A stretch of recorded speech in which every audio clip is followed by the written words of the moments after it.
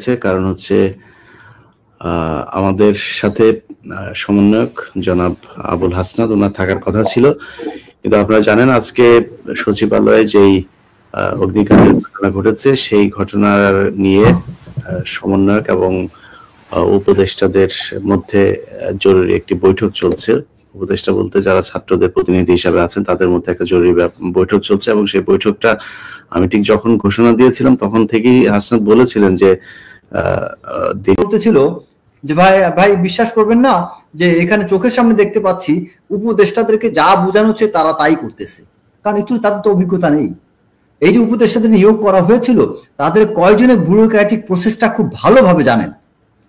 এই যে রেজনা যিনি আছেন তাকে নিয়ে এক সময় বিএনপির কয়েকজন নেতা বলছিলেন আর আমার খুব ঘনিষ্ঠ মানুষ, উনি খুব ভালো কাজ করবেন। সেই বিএনপি নেতা গতকালকে আমাকে যিনি প্রশংসা করেছেন তিনি গতকালকে বলছিলেন ভাই অনেক বড় একটা সর্বনাশ হয়ে গেছে। কেন?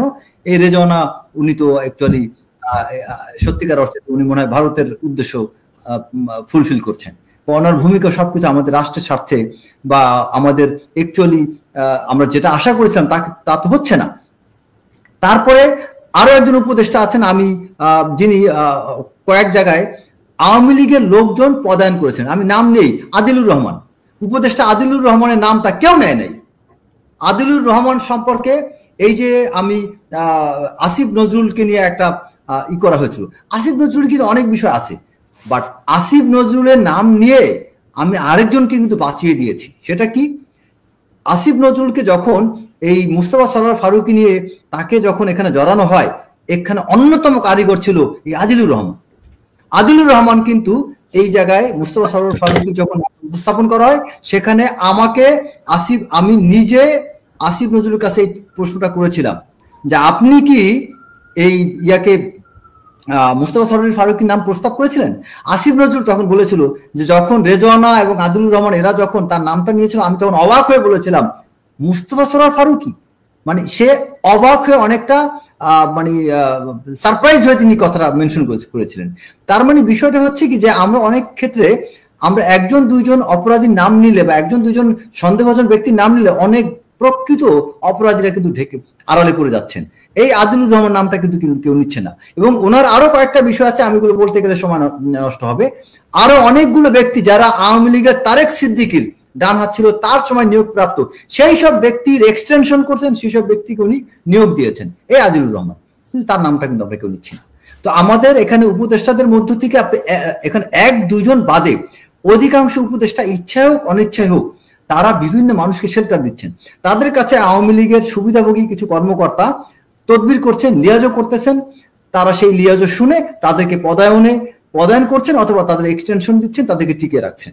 সো আমরা এখনো সময় আছে, যদি বড় ধরনের নাশকতা থেকে বাংলাদেশকে রক্ষা করতে চাই সত্যিকার অর্থে, তাহলে আমাদের উচিত অতি দ্রুত বিভিন্ন জায়গায় একদম রেডিক্যাল পরিবর্তন আনা। আমাদের এখন পর্যন্ত আমরা পুরা গোয়েন্দা সংস্থা থেকে পুরনো লোকগুলোকে সরাতে পারিনি। আমাদের গোয়েন্দা সংস্থার ডিজি চেঞ্জ হয়েছেন, কয়েকজন ডাইরেক্টর চেঞ্জ হয়েছেন, এখন অনেক কর্মকর্তা চেঞ্জ হয়নি। আমি ধন্যবাদ জানাই র্যাবের অতিরিক্ত director operation ADG operation colonel Iftekhar, তাকে আমি ধন্যবাদ দিই। উনি দায়িত্ব নেওয়ার পরে আমি এই একজন লোককে দেখেছি যে র্যাবের সব সিও বিভিন্ন গুরুত্বপূর্ণ দায়িত্বের পদগুলোর জন্য উনি নিজে পার্সু করে সেই র্যাবের পরিবর্তনটা ঘটাইছেন, যেটা অন্যান্য প্রতিষ্ঠানগুলোতে করা হয়নি। বাট এখন র্যাবের তো অতটা ক্ষমতা নেই, র্যাবের পরিবর্তন আসলে খুব একটা ইম্প্যাক্ট ফেলেনি, কিন্তু অনেকগুলো প্রতিষ্ঠান আছে যেখানে পরিবর্তন জরুরি, যেমন সংস্থাপন মন্ত্রণালয় আমাদের জন্য সবচেয়ে গুরুত্বপূর্ণ একটা জায়গা, কিন্তু সেই সংস্থাপন মন্ত্রণালয় এপিডি থেকে শুরু করে সচিব থেকে শুরু করে বিভিন্ন কর্মকর্তা যারা আছেন তাদের কয়জন আমাদের জন্য রিলায়েবল? ভূমি মন্ত্রণালয় এখন অনেকগুলো জায়গায় অনেকগুলো লোক আছে, কয়েকজন ডিসি আছেন। মুন্সিগঞ্জের ডিসি, আমি একদম নাম স্পষ্ট করে বলি, মুন্সিগঞ্জের ডিসির ব্যাপারে পরিষ্কার কথা আছে যে তিনি আওয়ামী লীগের সুবিধাভোগী এবং তিনি ঘন ঘন গোপালগঞ্জ যাইতেন, এই টুঙ্গিপাড়া যে সেখানে বিভিন্ন জনের সাথে তদবির করতেন, বঙ্গবন্ধুর মাজার জিয়ারতের কথা বলে ওখানে লিয়াজও করে বেড়াইতেন। তিনি মুন্সিগঞ্জের ডিসি হিসেবে এখন আছেন, এবং এই মুন্সিগঞ্জের ডিসিকে কোন একজন উপদেষ্টা সরাসরি তাকে প্রোটেক্ট করছেন, কেউ তো এই কথা বলছেন না। এবং এই মুন্সিগঞ্জের ডিসি সম্পর্কে অনেক কথা আছে, কিন্তু তাকে কেউ সরাইতে পারছেন না, কারণ একজন উপদেষ্টা সরাসরি তাকে টিকিয়ে রাখছেন। এরকম বিভিন্ন জায়গায় বিভিন্ন ডিসি আছেন বা এসপি আছেন, বিভিন্ন কর্মকর্তা আছেন, তারা কিন্তু কোনো না কোনো উপদেষ্টাকে ধরে ম্যানেজ করে চলে যাচ্ছেন। তখন ওই উপদেষ্টা কি বলছেন, আমাদের তো একটু দক্ষ লোক দরকার আছে, শুধু সৎ লোক খুঁজলে হবে, শুধু নিরপেক্ষ আমি বিরোধী খুঁজলে হবে, আমাদের দক্ষ লোকের প্রয়োজন নেই। উনি দক্ষতার নামে একজন বদমাশকে ওখানে বসিয়ে রাখছেন, যিনি এই আমাদের দেশ বিরোধীদেরকে শেল্টার দিচ্ছেন, কোনো ইয়া করা হচ্ছে না। আবার এখানে কিছু বিষয় হচ্ছে কি, আমরা অনেকের ত্রুটি ধরি, যেমন কথা আমি হাসান নাসির স্যার এখানে আছেন, যা সে এখানে কতগুলো ভিকটিম অফিসারদেরকে নিয়ে কাজ করেছিলেন, অফিসারদেরকে নিয়ে তিনি এগিয়ে যাচ্ছেন, তার কাজকর্মে ত্রুটি থাকতে পারে। আমি নিজেও হাসান নাসির স্যারকে কয়েকটা বিষয় অবজারভেশন দিয়েছিলাম, স্যার এই ব্যক্তিকে একে রাইখে না, ওকে রাইখে না, এই বিষয় করেন, সেটা তার ভুল, আমি তার সামনে বলবো। তাই বলে তার যে এফোর্ট, তিনি এতগুলো অফিসারকে নিয়ে এই স্ট্রং ড্রাইভ দিলেন, সেটা তার প্রসেসগত ত্রুটি থাকতে পারে, কিন্তু তার ইন্টেনশনটা তো আসলে পবিত্র ছিল। এই ভিকটিম অফিসারদের জন্য তো তিনি আসলে চেয়েছিলেন যে তাদের হয় পদায়ন করা হোক, প্রমোশন দেওয়া হোক, অথবা তাদেরকে ক্ষতিপূরণ দেওয়া হোক। কিন্তু এই যে দৌড়াদৌড়ি করলেন, এখন পর্যন্ত কিন্তু একটা রেজাল্ট আমি দেখতে পেলাম না।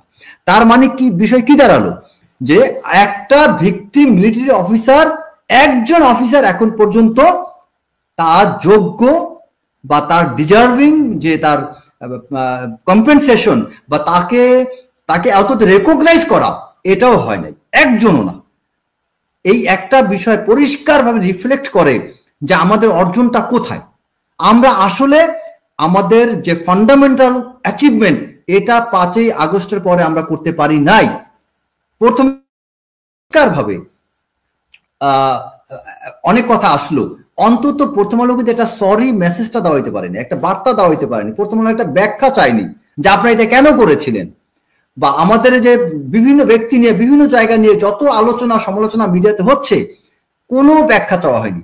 ইলিয়াস হোসেন, পিনাকি, কনক সরোয়ার, আমাদের মুস্তাফিজ, আমরা অনেকগুলো মানুষ যারা সোশ্যাল মিডিয়াতে আমরা কথা বলে আসতেছি, এই ব্যক্তিগুলোর সমন্বয়ে কিন্তু একটা কমিটি হোক, এদের একটা অ্যাডভাইজারি প্যানেল হোক, তাদেরকে কোনো একটা জায়গায় কিন্তু এই সরকার অন্তত একটা মিটিং এ ইনভাইট করতে পারতো, অন্তত কিছু একটা করতে পারতো। আসিফ নজরুলের এই অর্জন কি শুধু গভর্নমেন্টের সাথে যারা গভর্নমেন্ট বডিতে যারা বসেছেন, এটা কি তাদের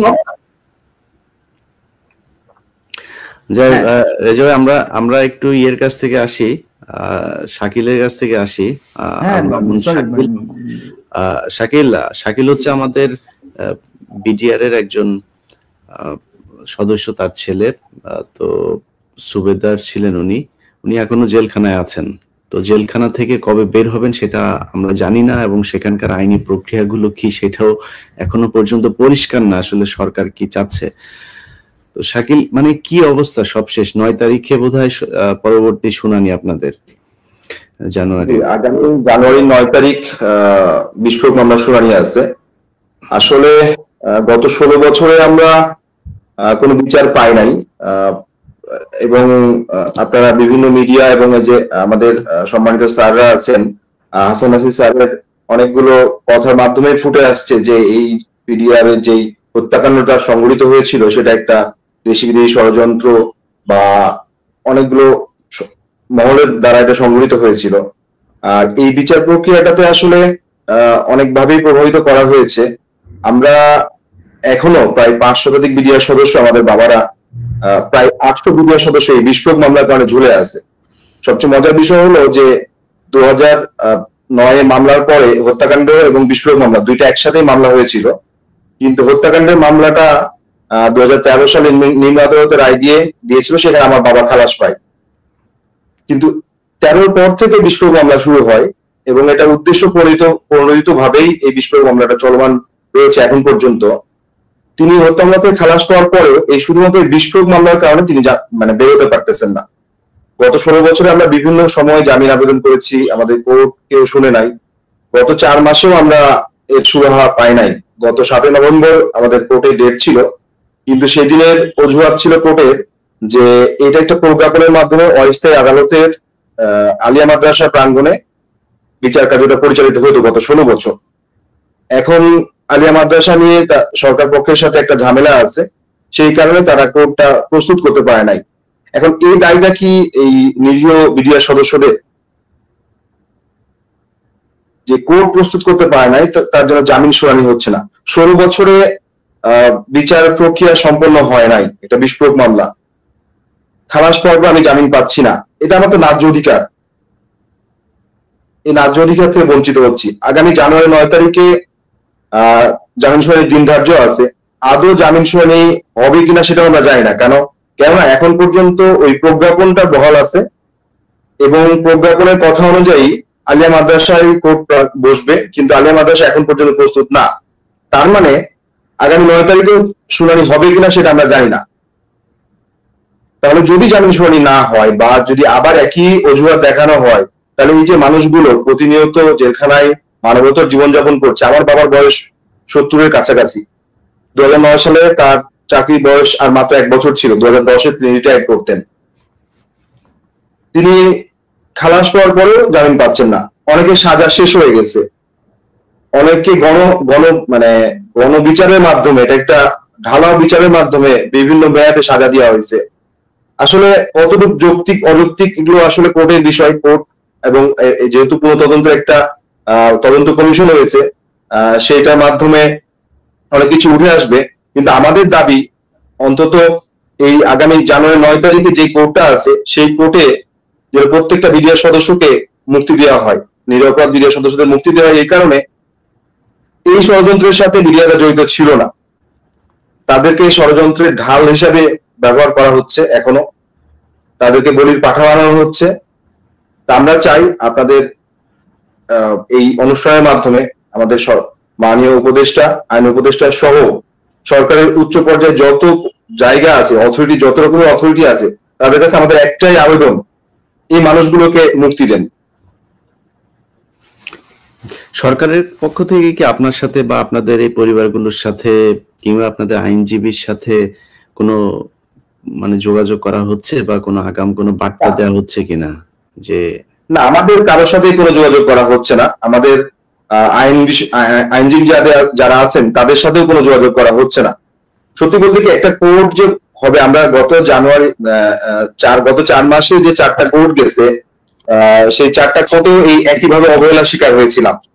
2টা কোর্টে পাবলিক প্রসিকিউটর ছিলেন না। পাবলিক প্রসিকিউটর নিয়োগ হওয়ার পরে পাবলিক প্রসিকিউটররা বললেন যে তাদের নথিপত্র পড়ার জন্য আরো সময় লাগবে।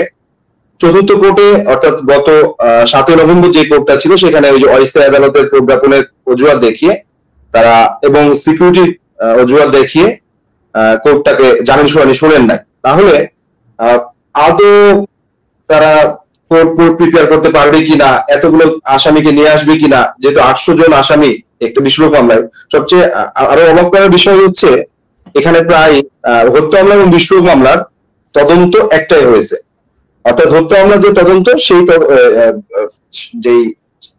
তদন্ত আব্দুল কার আকান্দ সাহেব করেছিলেন, ওইটা দিয়েই আবার বিস্ফোরক মামলার তদন্ত করা হয়েছে, রিপোর্ট হয়েছে। এবং হত্যা মামলার যে সাক্ষী, বিস্ফোরক মামলাতে একই ব্যক্তি সাক্ষী। তাহলে আমার বাবা যদি হত্যা মামলায় খালাস পায়, তাহলে বিস্ফোরক মামলাতে তার, যদিও এটা আইনের বিষয়, তবে আমি এটুকু বিশ্বাস রাখতে পারি যে ইনশাল্লাহ তিনি নির্দোষ প্রমাণিত হবেন। এবং আমার বাবার অপরাধ আসলে আমার বাবা একজন সেনাবাহিনীর অফিসারকে জীবন বাঁচাতে সহযোগিতা করেছিলেন, এটাই মনে হয় আমার বাবার অপরাধ ছিল। তিনি মেজর আকরামুজ্জামান তৎকালীন 22 রাইফেল ব্যাটালিয়নের অধিনায়ক মেজর ছিলেন। লেফটেন্যান্ট কর্নেল হিসাবে তিনি সম্ভবত অবসর গ্রহণ করেন। আকরামুজ্জামান, তাকে তার জীবন বাঁচাতে আব্বুর রুমে 2 দিন তাকে আব্বুর ইউনিফর্ম দিয়ে তাকে সহযোগিতা করেছেন এবং তাকে বাঁচাতে সহযোগিতা করেছেন, এবং তাকে তার পুরো সময়টাকে তাকে সহযোগিতা করে গেটে পৌঁছে দিয়ে আসেন। এটা মনে হয় আমার বাবার অপরাধ ছিল। আব্বু পিপিএম প্রাইজ পেয়েছিলেন। আব্বু মনে হয় এই উপাধিগুলো মনে হয় অপরাধ ছিল। আমি জানি না। আমরা আপনারা এটা নিয়ে আরো বিস্তারিত আলোচনা করব 9 তারিখের পরিস্থিতি দেখি। আমরা মনে হয় 9 তারিখের আগে আরেকটা প্রোগ্রাম করতে পারি, আপনাদের পরিবারদেরকে নিয়ে, আপনাদের আইনজীবীকে নিয়ে দেখি কি করে। যদি না হয় তাহলে 9 তারিখের পরে আপনাদের সাথে আমার যেমনটা কথা হচ্ছিল যে একটা বৃহত্তর একটা আন্দোলনের দিকে আপনাদেরকে আমার মনে হয় যেতে হবে। যতক্ষণ পর্যন্ত তাদেরকে না ছাড়া হবে ততক্ষণ পর্যন্ত এই আন্দোলন চালিয়ে যাওয়া উচিত বলে আমি মনে করি। আপনারা সেই প্রস্তুতি নেন। শাকিল, আপনি ভালো থাকেন। আমরা মেজর জেনারেল মোহাম্মদ হাসান নাসর, আপনার কাছে আরেকবার যাই। স্যার, এই যে মানে যেটা মেজর রেজা বলছেন, সরি ব্রিগেডিয়ার জেনারেল, মানে উনি যেটা বলছিলেন রেজা ভাই, যে সব জায়গাতে আগের লোকজনকে বসিয়ে রাখা হয়েছে, মানে যেটা নিয়ে আমরা আজকে এই 6 মাস ধরে একই কথা বলছি। এমনকি আমার সব শেষ ডক্টর আসিফ নজরুলকে নিয়ে রেজা ভাই যেটা বললেন, যে উনি বলেছেন উনি কিছুই জানেন না একদম। উনি মানে নাট্য পরিবারগুলোর সাথে ওনার সম্পৃক্ততা বেশি, তো নাটক খুব ভালো পারেন। প্রিয় দর্শক শ্রোতা, ইতিমধ্যে আবু সাঈদের ময়না তদন্ত প্রতিবেদন 6 বার বদল হয়েছে সিঙ্গাপুর ভ্রমণের প্রস্তাব, এমনটাই বলছেন আবু সাঈদের ডক্টর। রংপুরের বেগম রোকেয়া বিশ্ববিদ্যালয়ের বেরোবি শিক্ষার্থী ও বৈষম্য বিরোধী ছাত্র আন্দোলনের সমন্বয়ক আবু সাঈদ সরররা গুলির আঘাতে রক্তক্ষরণে মারা গেছেন বলে জানিয়েছেন ফরেনসিক চিকিৎসক। আবু সাঈদের লাশের ময়না তদন্ত করেছেন রংপুর মেডিকেল কলেজের ফরেনসিক বিভাগের প্রধান সহকারী অধ্যাপক রাজিবুল ইসলাম। অবশেষে সাঈদের মৃত্যু ও প্রতিবেদনের বিষয়ে বিস্তারিত জানিয়েছেন তিনি। বৃহস্পতিবার 31 অক্টোবর দুপুরে রংপুর মেডিকেল কলেজের নিজ কক্ষের সামনে বাংলা ট্রিবিউনের প্রতিনিধিকে এসব তথ্য জানায় রাজিবুল। আবু সাঈদের ময়না তদন্ত প্রতিবেদন তৈরি নিয়ে সর্বোচ্চ চাপের মুখে ছিলাম জানিয়ে অধ্যাপক রাজিবুল বলেন, মিথ্যা ময়না তদন্ত প্রতিবেদন দিতে আমাকে কতভাবে চাপ ও ক্ষমতার দাপট দেখানো হয়েছে তা বলে বোঝানো যাবে না। এটি ছিল একজন চিকিৎসকের জন্য মারাত্মক মানসিক চাপ এবং হয়রানি। শেষমেশ বড় অঙ্কের অর্থ দিয়ে সিঙ্গাপুর পরিবারসহ ভ্রমণে পাঠানোর প্রস্তাব দেওয়া হয়েছিল। তিনি বলেন, মিথ্যা তথ্য দিয়ে ময়না তদন্ত প্রতিবেদন তৈরি করতে বলা হয়েছিল 6 বার। এই প্রতিবেদন পরিবর্তন করতে বাধ্য করেছিল পুলিশ ও প্রশাসনের কর্মকর্তারা। আমাকে বলা হয়েছিল পুলিশের গুলিতে নয়, মাথার আঘাতজনিত কারণে আবু সাঈদের মৃত্যু হয়েছে মর্মে প্রতিবেদন দেওয়ার জন্য। এভাবে প্রতিবেদন তৈরির জন্য পুলিশ প্রশাসনের কর্মকর্তারা, এমনকি ওপর মহল থেকেও নানাভাবে চাপ সৃষ্টি করা হয়েছিল। এত চাপের মাঝে আমি সঠিক তথ্য দিয়ে ময়নাতদন্ত প্রতিবেদন তৈরি করেছিলাম। প্রিয় দর্শক শ্রোতা, এটি শুনে আপনাদের কি মনে হচ্ছে? আবু সাঈদের ডক্টর সত্য কথা বলে দিল। হঠাৎ করে ফোকলা করে ফেলেন দেশের অর্থনীতিকে। খুনি হাসিনা ও আওয়ামী ফ্যাসিবাদের দোসরদের মহাসাগর লুটপাটের বোঝা বহন করতে হচ্ছে বর্তমান ডক্টর ইউনূস নেতৃত্বাধীন অন্তর্বর্তীকালীন সরকার ও দেশের জনগণকে। এমনি এক সময় চ্যালেঞ্জ মোকাবেলা করে খুশির সংবাদ আসল অর্থনীতির জন্য। জানা গেছে, দেশের ব্যয়বহুল বেসরকারি খাতের বিদেশি ঋণ কমতে শুরু করেছে। স্বল্প ও দীর্ঘমেয়াদী বিদেশি ঋণ ব্যাপকভাবে পরিশোধ শুরু করা হয়েছে। মাত্র 3 মাসে বৈদেশিক মুদ্রার রিজার্ভে হাত না দিয়ে এমন $5 বিলিয়ন পরিশোধ করা হয়েছে। এর মধ্যে স্বল্পমেয়াদী $2 বিলিয়ন ও দীর্ঘমেয়াদী $3 বিলিয়ন রয়েছে।